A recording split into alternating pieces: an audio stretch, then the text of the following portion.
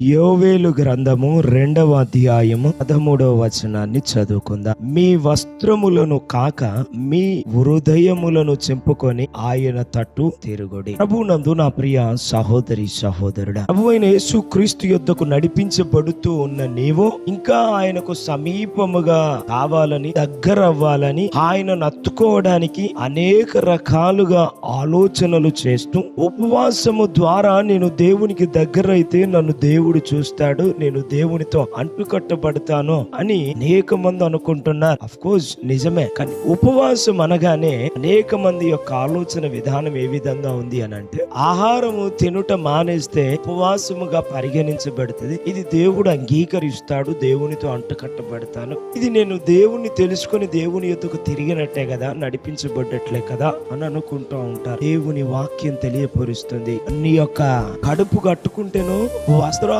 తెల్లని వేసుకుంటేనో, లేదా వస్త్రాలు మార్చుకుంటేనో, వస్త్రాలు చించుకొని బూడిద వేసుకుని పాత నిబంధనలో ఉపవాసం చేసినట్టుగా చేస్తే ఉపవాసం కాదు. గాని నీ మనస్సును మార్చుకోవాలి. నీ హృదయాంత రంగములో నుండి దేవుని హత్తుకోవడానికి ఆరాటపడా. నీ బట్టలు చింపుకొని, నీ యొక్క పనులు మానుకొని, నీ కడుపును కట్టుకొని కాదు, నీ హృదయమును చింపుకొని కన్నీళ్లతో నువ్వు పాద సన్నిధానికి రాగలగాల.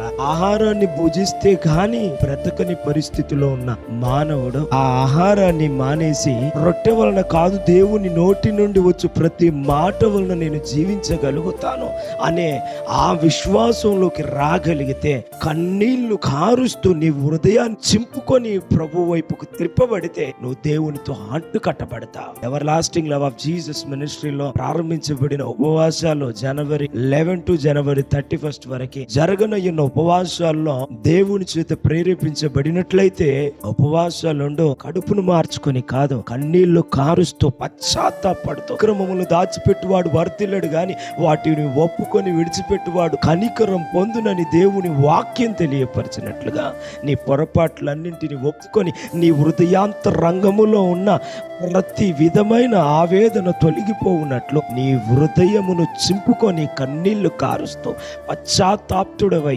పశ్చాత్తాప్తురాలవై ప్రభు పాద సన్నిధానికి రాగలిగినట్లయితే, ప్రభు వైపు తిరగగలిగినట్లయితే నీ జీవితంలో దేవుడు కార్యం జరిగించబోతున్నాడు. ఇప్పుడు నీ జీవితంలో, నా జీవితంలో గొప్ప కార్యాలు జరిగించినట్లు వస్త్రములు కాకుండా, మనుషుల్ని మెప్పించే విధముగా ఉపవాసాలు, ప్రభు పాద సన్నిధానికి రావడం కాకుండా హృదయమును చింపుకొని ప్రభు చూసే విధంగా ప్రభు వైపుకు త్రిప్పబడదాం. ప్రభు కృప చేత నడిపించబడదాం, దీవించబడదాం. అట్టి కృప దేవుడు మనకు అనుగ్రహించును గాక.